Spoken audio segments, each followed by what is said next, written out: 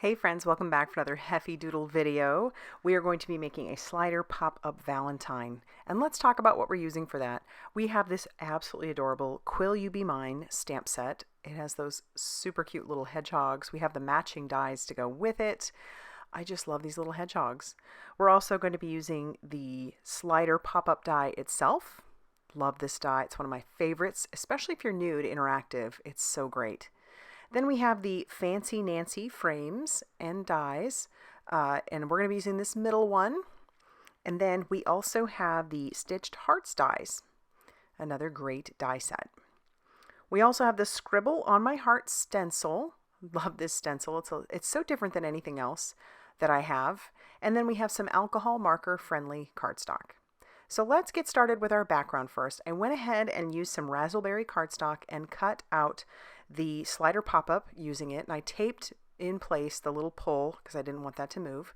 I'm going to pull out our Scribble on My Heart stencil, and we're going to stick that right on top of our piece. I decided to do this after I die cut it because I'm using Distress Oxide ink, and this is a Distress Oxide spray called Tattered Rose. And now keep in mind this cardstock is not like, great for water, so don't go crazy spraying watery stuff all over it. But for some Distress Oxide, it'll work great. And I love how the Distress Oxide sprays look on your darker cardstocks. So I'm just going to heat set this, make sure it's good and dry before we move on to our next bit. And Miles is going to be a part of quality control, even trying to get his paw in the sprayed box. If it's messy, that cat's got to have his paws in it. All right, I'll clean off my stencil, super easy to do, just using a little bit of water and a microfiber cloth, or you could take it to the sink if that's what you need to do as well. And then we'll be ready to move on to our next step, which would be some stamping. So I pulled out that alcohol marker friendly cardstock, and I've got my little hedgehog that we're going to use. We don't have a lot of stamping that we're doing, just one little image. We're going to stamp him down on there using some blackout ink, and we'll get started with our coloring. I'll start with some E00 for his little skin. We're going to put a wash of that down. And then I'm going to come in with some E11 for a darker tone. And then I decide I want to bring in an undertone for this, just to make it even seem that much more realistic. Even though he's a cute little critter, we've brought in some BV02. It'll just add a little bit of an undertone. And then I'll work backwards from there with the E11. And the E00 and just blend that out a little bit more. Now for his quills, we'll start with some W3. We'll put that wash down all over his quills. And then I'm going to bring in some C3 so that we have some cool undertones with that. And I'll add that just where I think the shadowing would go. And then a little bit of W5. And then once again, we'll work backwards with our C3 and our W3. Then we need to color our heart. So I've brought in 3 colors for this heart. Our first color is some RV55. We'll just put a wash of that down. Then we'll come in with some RV25 and then some RV09. And then once again, I'll work backwards. I like doing it that way. I like lightest to darkest. But then once I get that all blended out, I am going to come in with that RV09 just to add a little bit more contrast. And then he'll be ready to cut out with our matching die. So I'll tack that down with a little bit of washi or mint tape, run that through my ever-loved Heffy Doodle mini die cutting machine. This thing never leaves my desk. And then he'll be all die cut and ready to go. Love him. So cute. So I cut out, using our Fancy Nancy frames, this piece out of some cotton candy cardstock, and then one of our little stitched hearts out of some white cardstock. And before I attach that down, we're going to cut out this piece using the other die in our slider pop-up die. So it doesn't cut all the way through at the top. That's just, that way your die is a little bit less expensive for you. So you just pop that into your die cutting machine, or not die cutting machine, but your like guillotine trimmer or your paper trimmer, and just cut that piece down. I'm going to attach that straighter edge to the bottom part, and you'll see what I'm talking about. But before we do that, I'm going to pull in the Interactively Yours stamp set. I want to make sure the recipient knows what to do with this card, so I'm going to stamp Pull Me with some VersaFine Clair Nocturne ink on our tab that is, remember, taped in place. So that is not there permanently, it's just stuck there with tape. And I did bring in a little arrow as well. And I'll remove that with its tape, and then we're going to start reinforcing those score lines that our die put into place. So that first one goes backwards, then forwards, and then backwards. That's going to give us our mechanism.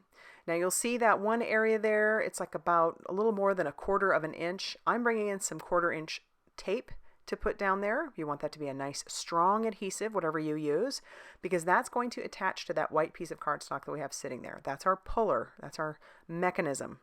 So I'll peel off that release paper, and I'm going to line up the flat edge because I want that rounded edge to be the piece that you see that comes out of the top. And that is how our mechanism will work. And then this piece will just go back in place there. Before we do that, I'm going to make my channels. I like to have slider channels so that way the slider itself has plenty of room to move. And for me, I mean, you could use foam tape, but I like to use 1/4 inch pieces of cardstock. So I'll cut 3 each for each side. So basically I need 9 pieces of 1/4 inch cardstock.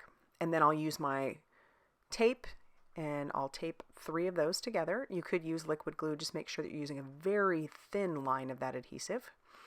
But you'll see here I'm just adding that to my strips of paper, peel off that release paper, and then I'll line those on top of each other. Sorry, I'm kind of off screen here. Kind of get into card making mode sometimes and don't pay attention.